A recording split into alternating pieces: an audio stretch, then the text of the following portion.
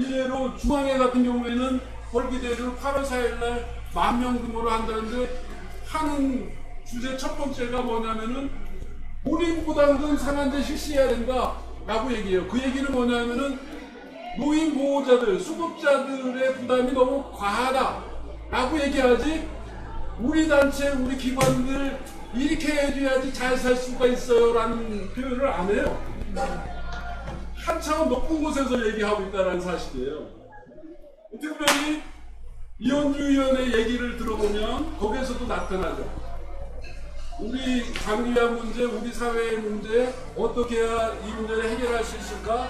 어떻게 해야 문재인 정부 보건복지부 정책들을 바뀌게 할 수 있을까라고 했을 때 어떤 논리를 전개하냐면 이런 얘기를 하죠. 모든 일자리는 근본적으로 민간에서 창출해야 한다. 장기요양 기관이 살아야 노인복지가 산다라고 제가 얘기하지만 민간 그런 얘기죠. 일자리 창출을 한다고 해서 이제 그 예산안을 추경 예산안을 통과시켰는데 근본적으로 공공에서 창출하는 게 아니라 민간에서 창출해야 된다. 이런 큰 틀에서 우리도 얘기할 줄 알아야 된다. 그리고 정부가 민간 경제 활성화에 주력해야 한다. 민간 경제 활성화를 위해서 주력해야 된다. 이렇게 얘기를 합니다. 그러니까 우리도 어떻게 해야 돼요? 우리는 장기요양기관 의료사회복지시설이 아니라 우리는 자영업자다. 따라합니다. 우리는 자영업자다. 우리는 소기업입니다. 소상공인이다. 민간 경제가 살아야 나라 경제가 산다. 이런 관점에서 우리가 접근해야 된다라는 표현을 합니다. 일자리를 정부가 국민 세금을 창출한다는 것은 일자리를 정부가 국민 세금으로 창출한다는 것은 결국 아랫돌 빼서 윗돌 계기이고 민가업이고 아웅식이다 이렇게 얘기를 했어요. 이 얘기가 뭔 얘기예요? 그냥 우리 사회서비스공단에서 장기요양기관, 보육시설 이런 것들 공공화해야 되겠다는데 걷다 대고 한 얘기는 뭐냐면은 민간시설 죽여서 공공화하겠다는 거 아니냐. 민간시설이라는 아랫돌을 빼서 민간기관에 근무하고 있는 종사자들을 그냥 공공으로 풍소약과 이리 짜서 저기로 옮기는 거 아니냐라고 이제 이현주 의원이 발언을 했죠. 증세를 통해 확보된 재원을 공공부문에 주로 투입한다면 이는 오히려 우리 사회의 공공부문과 민간 부문에 격차를 더 벌리게 되는 것이다. 격차라는 단어를 썼어요. 격차. 우리는 그러니까 급여 수가 문제에 있어서도 법인시설과 민간시설 급여 수가 격차가 있나요? 없죠. 없죠. 그런데 단지 법인시설들은 종사자 처우 개선비라든가 기능 보강비라든가 환경 개선이라든가 또 기업체 후원이라든가 이런 것들을 받아서 불공정이 됐죠. 어제 그 문재인 대통령이 저녁에 술 한잔을 한도 밤인데 누구랑 했죠? 네, 기업 총수들하고 하고 엊그저께는 그거는 중소기업들 하고 총수 대표들하고 맥주 한잔하고 이렇게 하는데 문재인 정부가 뭐라고 얘기했을 것 같아요? 최고의 관심사는 일자리죠, 일자리. 야, 너네들 좀 투자 좀 많이 해서 일자리 좀 많이 만들어라.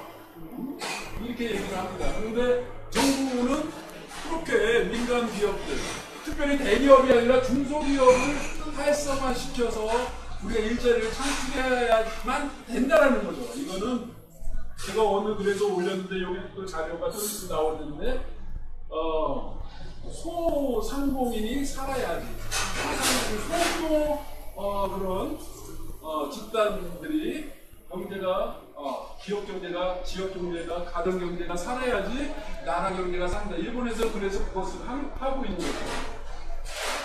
자, 그 다음에 공공부문은 경쟁이 없는 독점 구조다.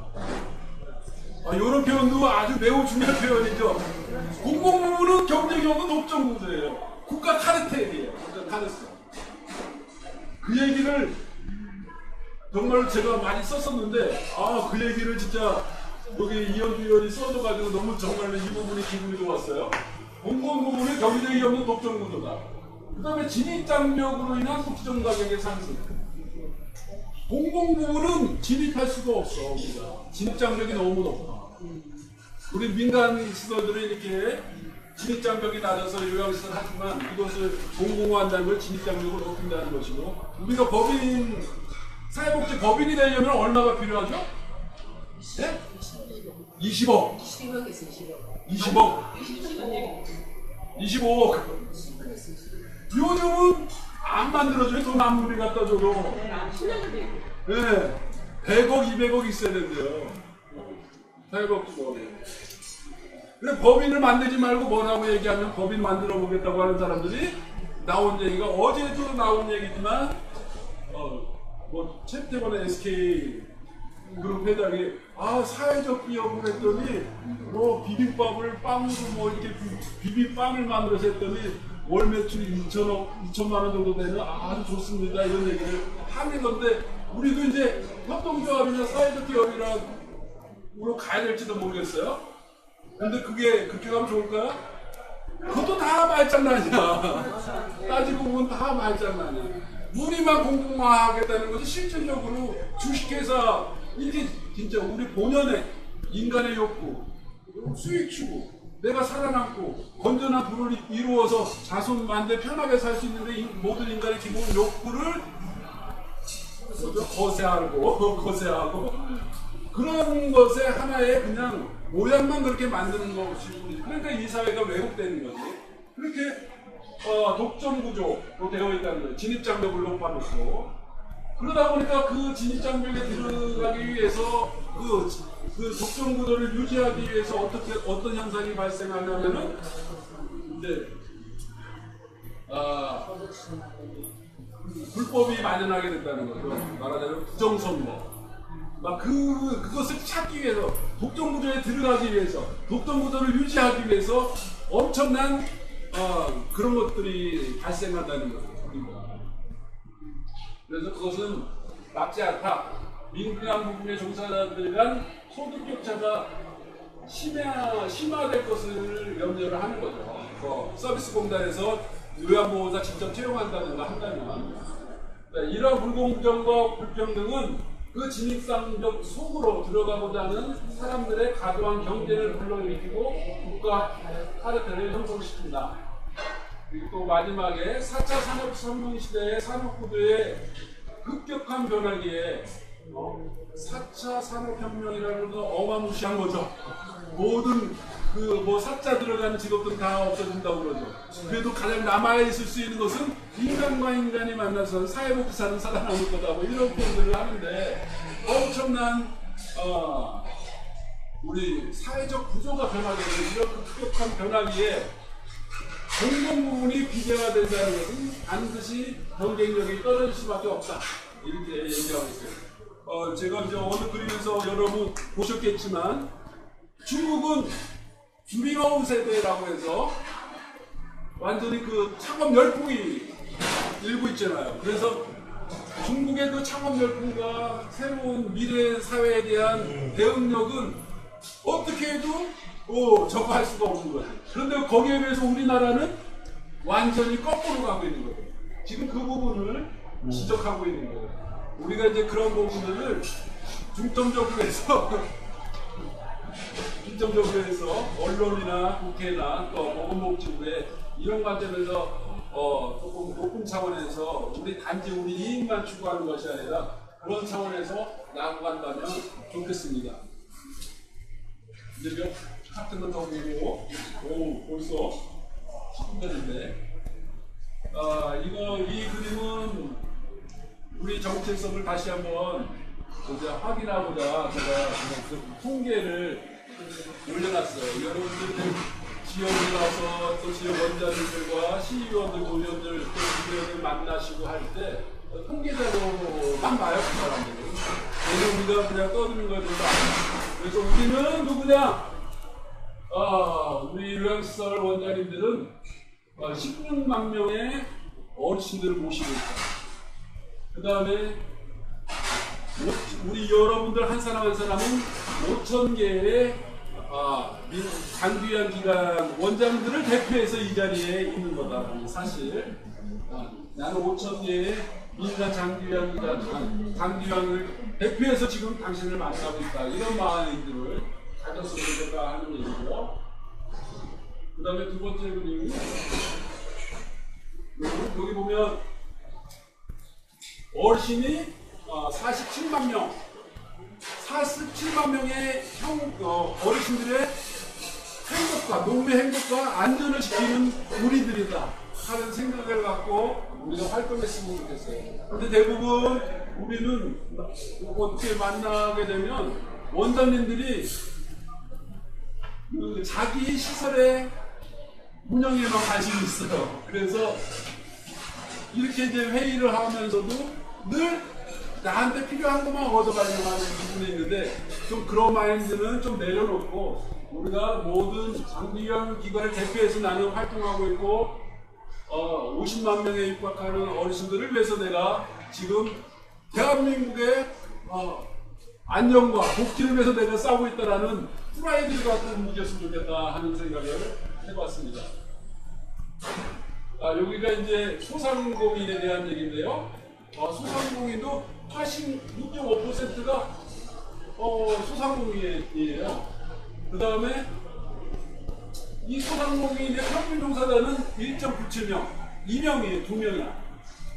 근데 이렇게 한 명에 2명을 먹여 살리는데 한 명 그 사장 보고 종사자 인건비도 안 들고 자기 이익만 추구한다라고 말하는 것처럼 우리 민간 원장님들이 그렇게 얘기하고 있다는 것이죠. 그래서 우리는 이 그림에서 얘기하고 드리고 싶은 것은 얼마 전에 이제 소상공인 연합회에 한번 글을 올렸어요. 제가 이런 소상공인들하고 연대하고 우리 공공정책 시민감시단은 우리 그 국민인수위에서 주거복지에 관해서 주거 형편이 어려운 어떤 단체하고 인터뷰한 적도 있는데 공공정책 시민감시단은 장기위안뿐만 아니라 이런 큰 관점에서 소상공인들 또 여러 우리 고육 관계들 다 아우를 수 있는 그런 시민단체로서 끝났으면 좋겠습니다. 우리 총재님 동의하십니까?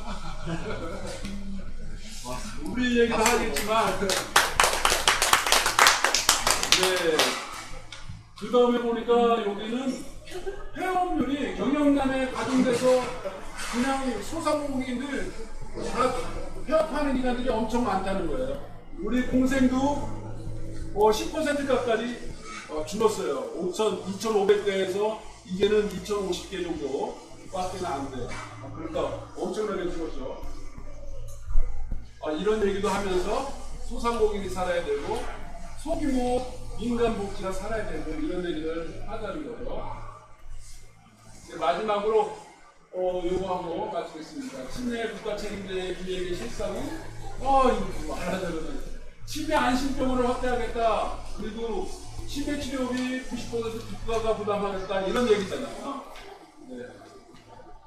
근데 우리 강세훈 총재님께서 쓴 글을 카피한 건데 연구공부조에서 다뤄야 할 분야는 5% 정도에 해당하는 약물 치료 방법밖에 없다. 그러니까 그 치매 국가 책임제는 결국은 치매 약 장사하겠다는 것 아닌가 하는 거예요. 치매 약 장사하겠다는 겁니다. 문재인 정부가 어떻게 이렇게 할 수가 있죠? 이거는 뭐냐면은 의료계의 힘에 밀리는 거죠. 그러니까 우리 사회는 힘의 논리로 작동돼요. 법이라는 것도 법의 정의에 보면은 우리 테리커 사전인가 거기 보면 이렇게 나와 있어요. 법이라는 것은 무엇이냐? 황철 박사님 법이라는 게 뭡니까? 그 사회에 힘 있는 세력들의 약속이다. 이렇게 표현되어 있어요. 힘 있는 사람들의 약속이에요. 네. 그러니까는 힘 있는 세력들의 권리익을 보호하기 위한 법이지 약자들을 위한 법이 아닌 거예요. 약자들을 묻어가고 있는데요. 그렇다고 보면 우리가 어떻게 해야 돼요? 힘 있는 세력이 돼야 돼요. 세력이. 힘 있는 세력이 돼야 되는데 어떻게 될 것인가? 뭉쳐야 산다. 뭉쳐야 산다. 뭉치는데 방법이 있어요. 우리 계속 발목을 잡고 있는 것이 한의역과 한기업과 사단법인과 이민단체들 우리 보육시설처럼 하나가 돼야 된다 이런 얘기하는데 나는 그 얘기는 물 건너간 얘기라고 생각하고요. 그거는 우리끼리의 얘기입니다. 우리가 정말로 힘 있는 세력이 되려면 노인 어르신들, 노인 인구 이것을 다 대변하는 그런 세력이 돼야 돼요. 그런 세력이 되는 거 어려울까요? 쉬울까요? 강채호 총장님 어렵습니까? 쉽습니다. 쉽다! 예, 박수! 아니 우리끼리 지금 입 밖으로 하나 합치자 이런 얘기 하다 보면은 쉬운 일을 못하고 있어. 쉬운 일. 이건 엄청나게 어려운 일이야. 내가가 아니라 내가 만약에 이혼했다고 칩시다. 행복하게 살려면은 어떻게 해야 돼? 이혼하지 말고 합쳐서 살아야 되는